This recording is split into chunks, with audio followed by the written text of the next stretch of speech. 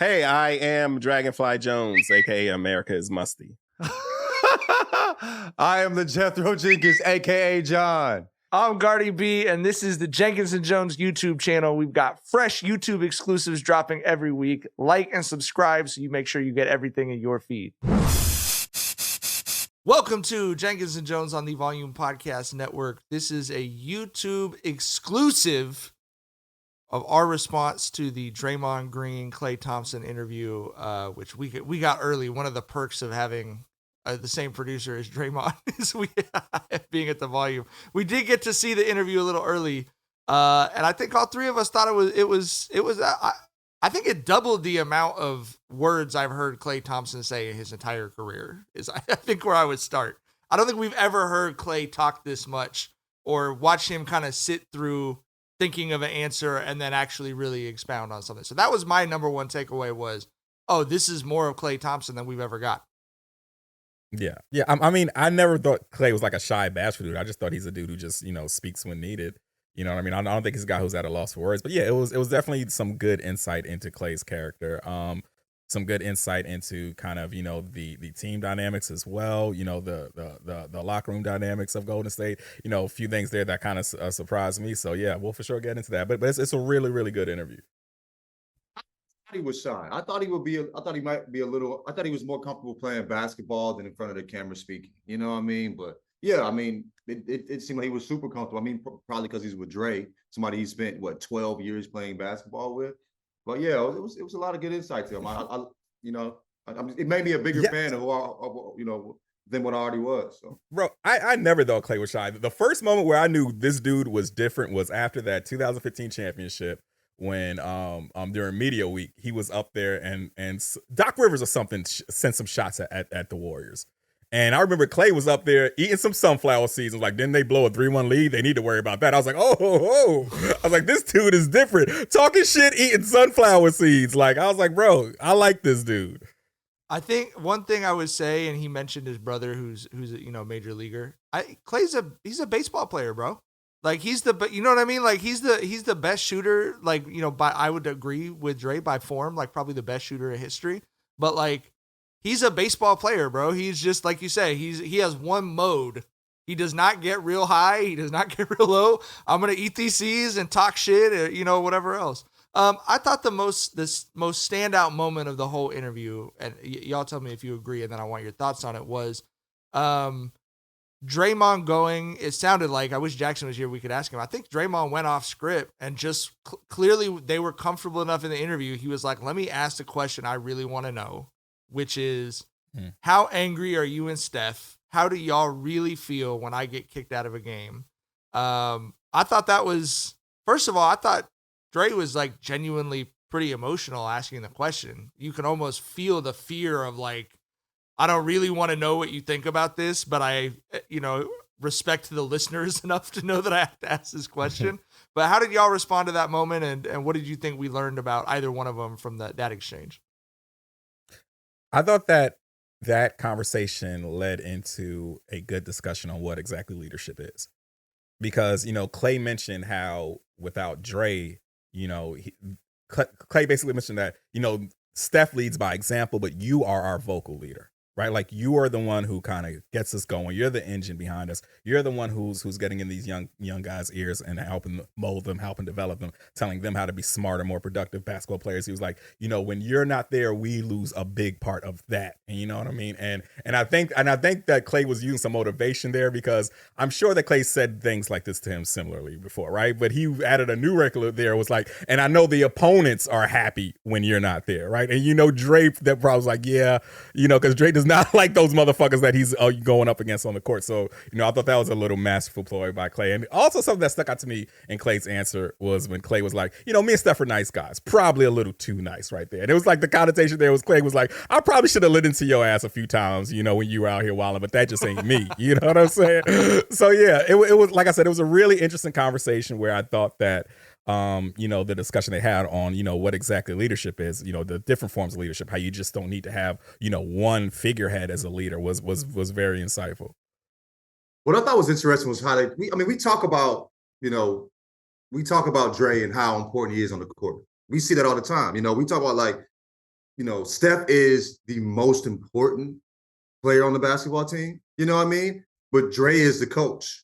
Dre is the quarterback on defense and offense. He gets everything going. You feel what I'm saying? But I didn't think about what it would be like to miss that guy in film. You know what I'm saying? Mm-hmm. In practice, talking to the young guys. You feel me? Having him away, like, building up the young guys, giving them that game. I didn't think about that. I never thought about that. So I thought that was really insightful and interesting. But also I thought it was beautiful to see, like Draymond, he truly cares how Klay and Steph feel about him. Like, those are his guys. These aren't just teammates. These are people who he cares how they think about him as a human being. You feel me? And it kind of spoke to that when in the emotion. You could see that when he was asking the question. And then also you could see how he was truly, like, it seemed like he was humbled or, moved by the answer. Like, it's, how important you are. He has to know how important he has been to their success. He's a future Hall of Famer. You know what I mean? But to hear the guys that you care the most about say, hey, we need you. We've always needed you. And this is why we need you. I mean, that was beautiful. You could kind of see he was a little moved by that too. But he was almost, at a loss for words, initially. Yeah. So, and we don't ever see Draymond at a loss for words. You feel me? Yeah. Well, but I think you hit it on the head though. Like, what was interesting was, this is why people are drawn to the big players who have podcasts. Like, we've seen, how many hours have we spent watching the Warriors on television? Right. But this was a completely different look at that big three that's been their core through these championship runs. Of, you can see how much, like you said, Draymond looks up to those dudes and that they appreciate him. But also there were certain comments Dre made that Klay didn't brush off. Like, Klay knows, yes, but there is a difference between the dudes who make buckets and the dudes who are the leaders and facilitating the defense, right? And I love the comment when Dre said, when y'all have your statues and they could put my bobblehead right there. And and then when he said when people say you'd be nothing without playing with Steph and Klay, I don't say anything to it. Because those are his guys. He doesn't have to know what it would be like for him to play without Steph and Klay. Because at this point, whatever happens with free agency or whatever, there's 12 years. I thought that was like kind of genuine maturity from Draymond of like, my legacy's already set. I won X number of championships with these two all-time greats. I contributed in these ways. I think the three of us talked about the last time he got suspended. That's why it's so surprising to me. He just doesn't have an ability to downshift. And you could hear him talking about Steph and Klay are downshifting. Their routines are different. They don't spend all their free time doing shooting contests with each other and shit. Like, everyone is kind of growing up and leaving the treehouse a little bit, But Draymond's still like, no, I have to get out there and be as belligerent with the rest and with the other team, And you can kind of see that. It's like there's almost like a twinge of sadness, I feel like, at the way that dynamic has changed between the three of them. For sure. I was almost a little shocked by how much obviously they still care about winning, right? But like hearing Klay talk about, like, we still in the mix, like how important it is for them to have a chance every year. We're having down years, but we're still in the mix. Like, we still can get some shit, make some shit shake, get some shit done. You feel me? So that was interesting to me too. But also, like, listening to this, it made me realize, we've heard Dre speak a lot, we've heard Steph speak a lot. Out of those three, the core of this dynasty, I feel like Klay has it most figured out on the life end. You know what I mean? We're like, I don't want to say most figured out, at least the way that I'd want to exist. You feel me? Where he drives his boat to work every day. When he talked about, free agency, of course I want to play with y'all, but I'm looking at all the things I have to deal with, and also talking about how he doesn't want to look forward to July because he wants to stay in the moment. I deserve it. I have earned the right to enjoy this last year. I think that's really beautiful and important. You know what I mean? For niggas like us to hear, people to hear, regular people to hear, like, being in the moment and how important it is and how you've earned the right to do that. So yeah, bro, I thought that part was really relatable. There's 99.9% of his life is completely unrelatable. I've never been a third of as good as anything as he is at everything he does on the basketball court. You feel me? But hearing stuff like that was really dope. That stuff I could take with me. Yeah. Like he had that moment where he said, when Draymond asked him about, his upcoming free agency, and he was like, I had like 4 conversations with Steve Kerr, and it just kind of hit me where I was just like, fuck it, I'm just going to enjoy the moment. He's like, I'm not the 25 point per game guy anymore. I'm not the lockdown defender I was anymore. But, I bult something special here. He was like, I remember when we went on the road and we'd see 1 or 2 Steph jerseys in the crowd. Now, when we go on road games, they're everywhere. He's like, I'm just kind of soaking all that in. And he was like, like you mentioned, he found a really good balance of soaking in the moment, appreciating what they've done, but still, giving his all and believing that they're a competitor who can, have a shot at a championship. So like you said, Klay's figured it out, man. It seems like he has a real good balance on this shit. Yeah. I also, do y'all think he might be the odd man out? I actually got this. I got this sense from him. Tyler, tell me if you disagree that he's at a place of understanding that it might be worth taking less money for him to stay a part of that experience. You could kind of see him pushing against when guys are in a situation like that. Their agents are in their ear every day. Don't. Because once you put that out there, the team goes, cool, vet minimum. You know what I mean? So the agents don't want him to say that, but I felt like he was implying that was what his priority was going to be. Tyler, did you agree? Right. That's exactly what I took from it. Because like I said, he said, I'm not the 25 point game guy anymore. I'm not the lockdown defender anymore. He's someone who's fully aware of his talent level and what his talent level should probably dictate on the free market, right? So I don't think he's going to have delusions of wanting a big payday and what we're just going to have some team who just thinks that Klay is going to put, seats in the stands and like Charlotte who's going to throw a big bag at him or something, right? So I don't think he's going to fall victim to that. I think he's probably going to, negotiate with Golden State and come to something reasonable. I think he's going to retire a Warrior. I agree. I think also what was interesting too was him talking about his agent. And like I knew agents were there to get you, money from the squad and helping you in that way. You feel me?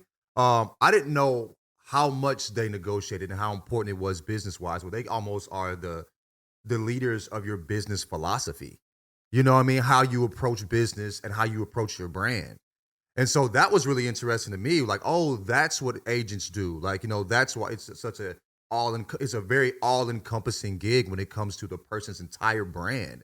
Right. So like when you're changing an agent, you're not just changing the person, you're changing the philosophy in which you approach, being a business or existing as yourself in the world, so that's really interesting to me. I thought that was really dope when them breaking that down, like, why Draymond went with Rich Paul. Well, he didn't really speak to it, but he insinuated him going to Rich Paul because in this time of his career, that's really important. So, yeah, I mean, he might not get the bread he wants from the Warriors or maybe even deserves, you know what I mean?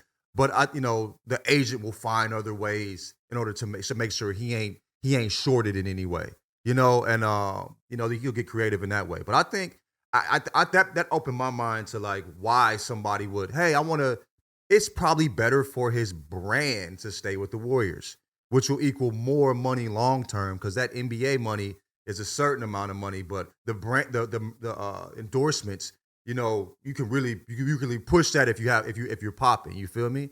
And being alongside those two is good for him. But like economic partnerships in the city, entrepreneurship, having a deeper base in one city means more. You know what I mean? In terms of those connections and stuff, for sure. I also loved. I gained a lot of respect. Tyler just referenced the conversations Klay said he had with Steve Kerr. I had a lot of respect for Steve in that because, that's not an X's and O's thing, but that's what I think we all know Steve Kerr as, is a great manager of those personalities and those dynamics. But to be able to be a good enough human being to say to this dude, I'm not just going to throw minutes at you, even if I don't think that's what's best for the team, but I do want you to be in the right mindset to appreciate where you are. You've earned the right to have a season, like not just by being great, but by coming back from the injuries and everything else too. You've earned the right to just love being an NBA player. And I guarantee you part of what Steve Kerr is telling him is, you can work around basketball your whole life, but it will never be anything like putting a uniform on and actually playing. Steve Kerr's got a great perspective on that. I'm sure that's part of what he's communicating is, man, I coached all these teams. All this, I would trade all that shit for one game, where I could go out there and get hot or whatever. I thought that was beautiful. The NBA season is in full swing, and when I can't get enough of the action on the court, I spice things up betting on DraftKings Sportsbook, an official sports betting partner of the NBA. Right now, new customers bet $5 and get $150 instantly in bonus bets. This is the best time of year as an NBA fan. I'm locked into the Lakers games coming down to the stretch and into the playoffs. As long as it's not the Nuggets in the first round, I think they could pull off an upset. North Carolina listeners, don't forget DraftKings Sportsbook is now live in your state. Download the DraftKings Sportsbook app and use code Jenkins. New customers can bet $5 to get $150 instantly in bonus bets only at DraftKings Sportsbook with code Jenkins. The crown is yours. The other coach, I was surprised that they opened up by giving so much love to Mark Jackson, because I feel like you don't really hear a lot of that when people are talking about the Warriors. But Mark Jackson is such an interesting figure in those guys' careers and in the history of that dynasty, because as the two of them acknowledged, it's Steve Kerr's offense, the ball movement, all that stuff obviously unlocked quite a bit with them. But Mark Jackson really was the first one who said, if I was a point guard who could shoot like Steph, I would shoot from wherever, whenever. And he was a coach that trusted that. They said, yeah, I'm not going to try and say, hey, you're in the NBA, we play X way now. I'm going to encourage this dude to be him. I'm going to give him a green light in places no one else would necessarily give him a green light. I thought that was really interesting that they spent the first question just kind of trying to give Mark Jackson his flowers, and both of them like kind of campaigning for him to get a job too, which was surprising. Yeah, I think that the discussion they had on Mark Jackson when they were talking about how, he said this is the best backcourt ever, this is the best shooting backcourt ever, long before that was the consensus, right? I think that the discussion there was the power of people believing in you, even if they're believing in you to a magnitude that you do not believe in yourself. Mm-hmm. Right? Because Klay was like, I wasn't even riding with that, but Mark Jackson saw something in us. You know what I'm saying? And yeah, I thought that was really interesting.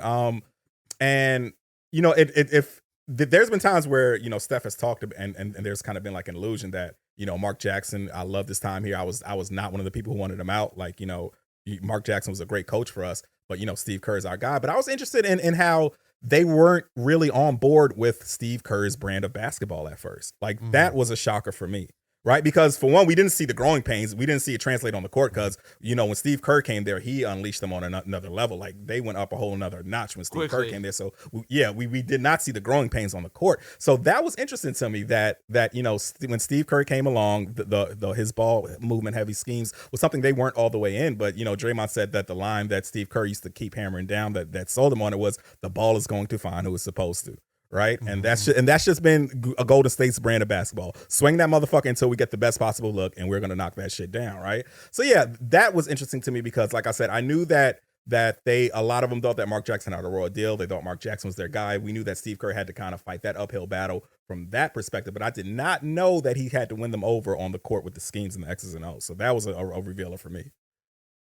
Yeah, like I've seen them show love to Mark Jackson. I mean, the masses as a whole don't talk about Mark Jackson as much. You feel me? But, like I've always seen them show love to Mark Jackson. And I do think they bring up like really interesting points. Like he might not get you to the promised land. You feel me? But like, he'd be good for a lot of these young teams that would need somebody to put the type of confidence he put in, Steph and Klay earlier in their careers. You feel me? But yeah, I do want to have the same question. Like, why hasn't somebody given that man a shot, being that they saw he laid the foundation for probably the greatest team of all time? But yeah, I mean, I was shocked to hear that they, were with when Kerr came in, how they were, not comfortable with the offense. Like Tyler said, it seemed like it was something that we needed this. You feel what I'm saying? But I can understand it going from, hey, go get a bucket, or being hoopers to being a basketball team. You know what I mean? There's going to be a little bit of a transition when it's like, I can just go down here and pull this motherfucker. You know what I'm saying? You talk about transition threes and shit, which is something I still can't get used to. I saw one last night where I was like, why are you doing this? Unless you're Klay or Steph. You know what I'm saying? Fuck all that shit. But yeah, I can see how there could be a transition from going from just, hey, go get a bucket to, hey, we got to play basketball. You feel me? Yeah. Yeah. I also appreciated the window into, like we always talk about, obviously pro athletes, and especially the highest level pro athletes, like these guys are so different from regular people, but they still have regular people soft spots on their brains. Like they're still regular in the ways that you wouldn't necessarily expect them to be. You can see how much, and we know this obviously with the Warriors, you can see how much public narratives bother them.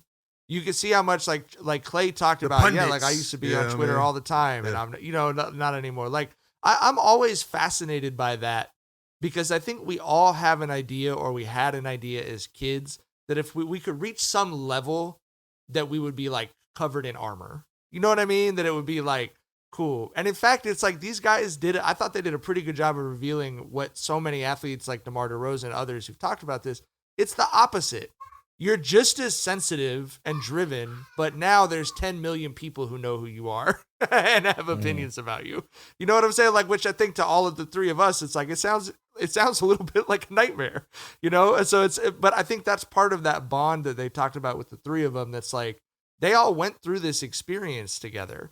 The Kevin Durant wrinkle, which I don't think his name was mentioned once in the whole interview, that in the history of basketball, that's a whole different wrinkle. But in the history of humanity, you have these three dudes who've been through this incredibly unique experience together, clearly have a bond between the three of them that like no one else really would fully understand or be able to speak on. And I just found that humanizing part of it interesting. And to me, even though I don't love all of the effects of like star athletes taking over media, that's the upside of it, is seeing that human side of what they're going through, seeing Draymond be emotional and nervous about asking his friend, like, are you mad at me? What, you know, when I get suspended. So I just love that humanizing side of him. And I appreciated that they took the interview. I think Draymond's a good interviewer, bro. Like he did a great job of getting that out of both of them, you know? Yeah. One thing I thought was interesting too was like, you know, and it makes me understand why they, you know, are so affected by how people talk about them. You know, like when you saw Klay talk about the injuries, he shuddered. He had a physical reaction. He looked uncomfortable even speaking about the time. And, you know, when people are talking about the injuries, we're just talking about them like they're just injuries. You know what I mean? When there's a guy on the other end. Yeah, you know what I'm saying? Like, you know, you feel me? Like there's a guy on the other end whose entire world, you know what I'm saying? Like, who gravity has pulled them towards that their entire life for the most part. Isn't being able to play plays after, you know, like you said, 5 seasons of playing it, you know, playing it all the way to the finals, is not able to play the game for 2 years. You know what I mean? I mean, like, I see the seeing him like shake his head and like, ooh, like even thinking about that was eye opening for me. So yeah, man. So I can see why they feel the way they feel so strongly about, you know, how people talk about them. But yeah, like I feel like. Also, when, you know, I was thinking we get to a point where we can be like, fuck it, I don't give a fuck what you think, I'm me. You know what I'm saying? But like we didn't understand like the levels it can go to as far as like we couldn't comprehend having the world, you know, speaking about us in the ways that, you know, these guys are being spoken about. So yeah, man. I mean, even like dog, like shit, I'm like, fuck the Warriors, you know what I'm saying, in 2016, 2017 and shit. When we talked about how many games we watched, I probably have watched just as many Warriors games as Bron, if not more. You feel what I'm saying? So, like, what does that define me as? Nigga, I'm more of a fan than a hater. But on Twitter, I'm talking all shit. But Steph hit a 40-footer to beat KD, who was my second favorite player at the time, and I'm running around in my damn living room. You feel me? So, like, yeah, I mean, like, yeah, I get it, man. I get it. Yeah. Last question for me. You know, they ended on a discussion of NBA families. You know, I think kind of correctly narrowed down to the Thompsons and the Holidays. Klay goes with the family pride answer. I understand that. They got the rings. You know, they have some stylistic differences, but I got to go with the Holidays. How do y'all feel about it? I don't know, man. Klay and Mikal with that inside out game, bro. They might be a problem, man. I don't know, bro. I don't know, man. I don't have an opinion. I'll be honest really? with y'all. You want me to put? I don't. Yeah, I'm just surprised because I feel like the Holidays are so much more your style of, you know what I mean? Like when you talk about what the things you value in basketball, there's so much more those kind of hoopers. And even when you saw him ask the question, Drew was excited to say, yeah, like line that shit up. Like we let me run, like we'll all run ones and we'll do a team tournament. You know what I mean?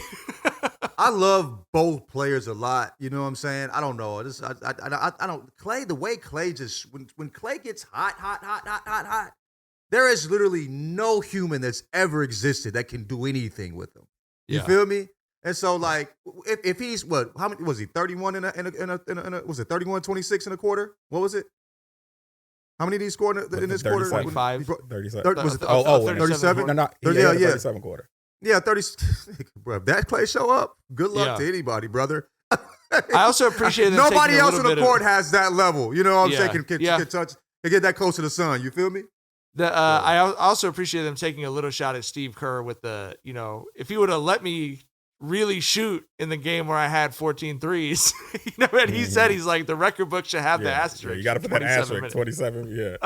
Yeah, but I feel like the right answer for what family will win it's Michael Jordan and Ant Edwards. That two right there, that father son. That's the answer, bro. Bro, when I went to the game last night, there was an old dude sitting in front of me, right? And Ant had a moment where he used a little footwork, hit a fadeaway off the glass. And me and the old nigga looked at each other like, we've seen that before, brother. That's on the and white it was real chromosome. scary. You know what I'm saying? We were there in 1997. We both looked at each other, and we rooting for the Lakers, obviously, right? We both look at them, shake our head like, shit. Some people just nice. They bigger than rooting against, nigga. You know what I mean? I'm not gonna see that and not root for that. You feel what I'm saying? Well, that'll be Draymond's interview with Ant Edwards and Michael Jordan on a very special episode of the Draymond Green Show in 2037. But anyway, thanks everyone for listening. Like I said, this was a YouTube exclusive. If you're listening to this in your podcast feed, you could have heard it a day early at youtube.com/@JenkinsandJones. We will have more YouTube exclusives going up as we get towards the playoffs. So be sure you go subscribe today so you don't miss out. We'll be back on Thursday with our next regular episode. And we will see y'all then. Bye. Bye. Bye.